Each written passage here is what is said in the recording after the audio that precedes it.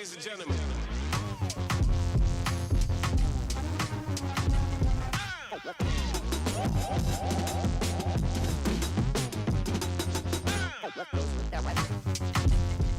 So let's talk exponential functions. Exponential functions are unique in the fact that they represent repeated multiplication of an initial number. Now, if you repeatedly multiply by a number that is larger than 1, then your numbers are going to grow over time. But if you repeatedly multiply by a number that is between 0 and 1, then your numbers are going to decay. They're going to get smaller over time. So when we have a function in the form of y equals a times b to the x, the a represents the number you start with, and the b represents that repeated multiplication. So again, if it's larger than 1, we have what's referred to as exponential growth. And if we have something between 0 and 1, like 1/2, 1/3, 3/4, it's going to decay over time. So if we have a question like this, where we are evaluating a function f of x is equal to 2 times 3 to the x for f of 4, that is telling us that we have a function that takes 2 and is going to multiply it by 3 4 times.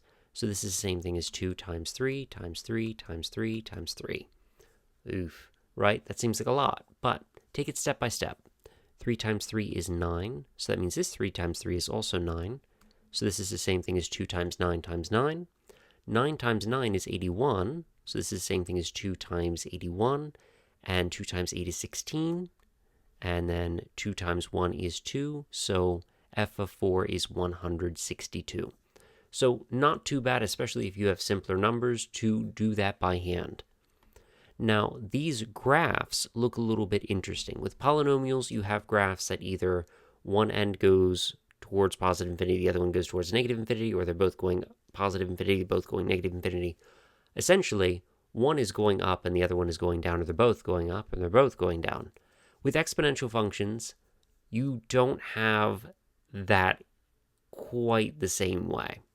So with exponential functions, if you think in your head, we're repeatedly multiplying, right? Well, multiplication and division are inverses of each other. They're kind of like the same operation.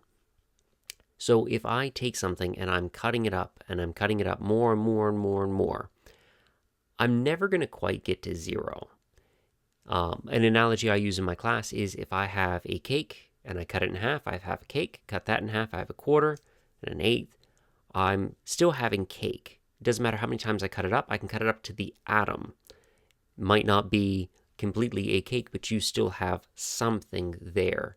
You can cut it up until you essentially get 0. You're never going to quite get it there, though. So for exponential functions, one end is either going up or down, and the other end is going towards 0. So if we have an initial start that is positive, and we are growing, that means we're starting at 0, and we're going up. So this end here is going towards 0, and this end is going towards infinity, where conversely, if our starting value is positive and we are decaying over time, it means that we started with something that is very, very large, and it's getting smaller and smaller and smaller over time. So this end is going towards infinity, and then this end is going towards 0. So you can kind of see the big picture there.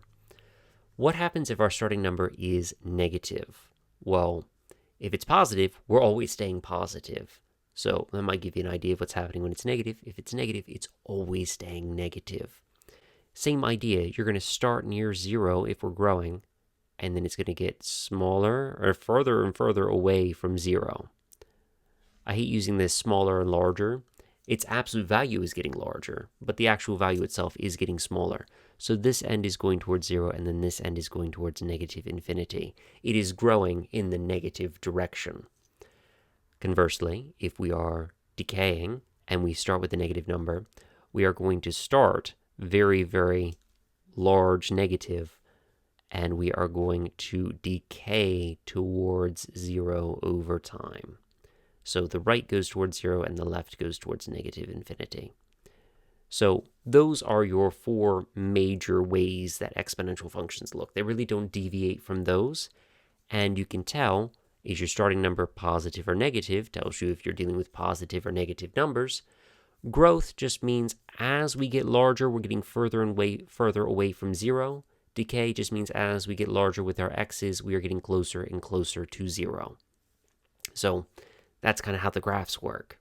Let's put this into action.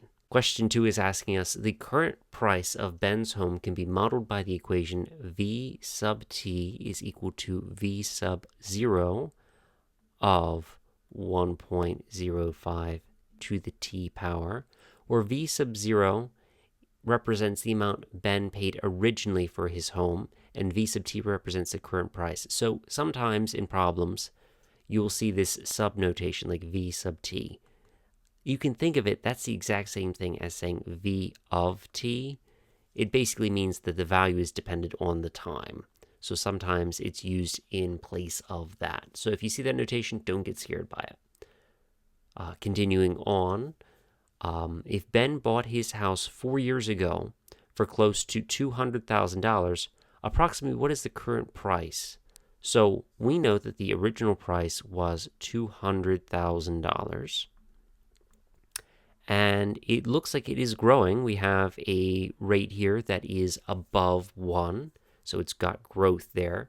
And that was 4 years ago, so our time is 4 years. So that is how we're going to calculate it.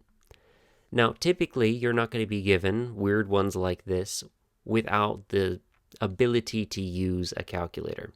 So I've brought one up here for us. So we are going to do 200,000, 1, 2, 3.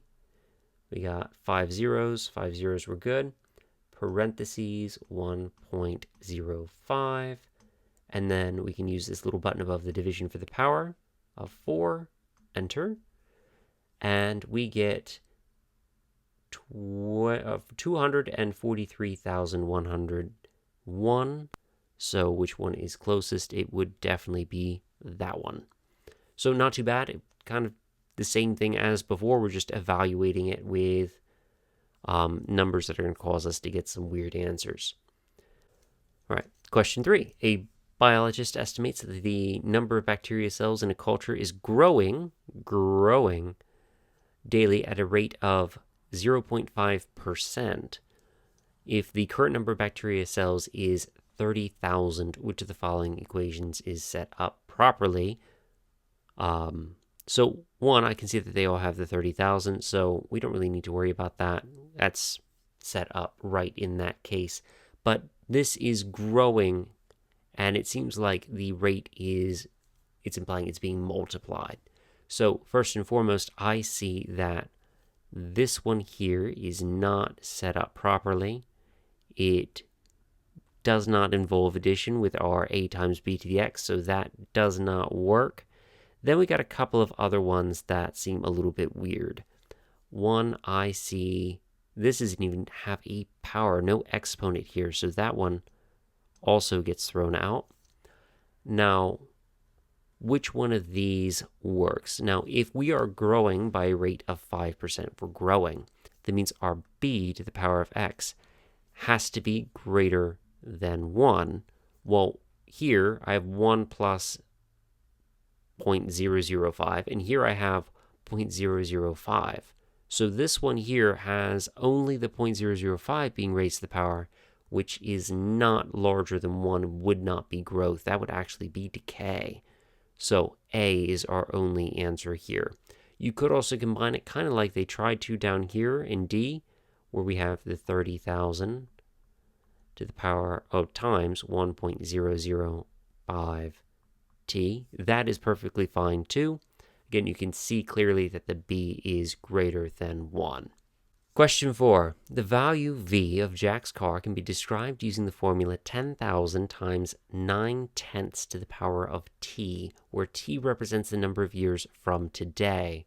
How many years have passed when the value of the car is 7,290? So essentially how we're going to go about solving this problem is setting up an equation. We have 7,290 is equal to 10,000 times 9/10 t. One, we can see that the 10,000 is decaying because 9/10 is less than 1.